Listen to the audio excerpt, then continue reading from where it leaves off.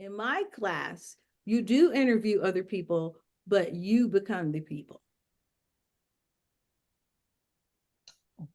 So there's one event. There's the event of the day the teacher called me a liar. The Rashomon technique that you asked me about, Naren, is I told that story of when the teacher called me a liar from my 6-year-old point of view, recorded it, transcribed it.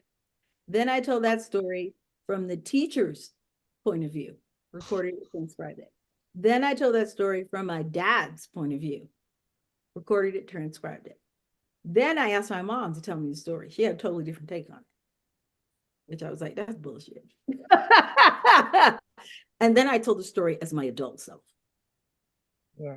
And I built a scene out of that. There's high drama in there because each person is pushing forward their point of view about what's at stake here.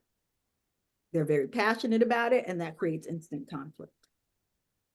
When you're interviewing, I'm not opposed to using the words of others that you've interviewed, but because I believe that the way you speak is your writing, then you need to credit that person as the writer.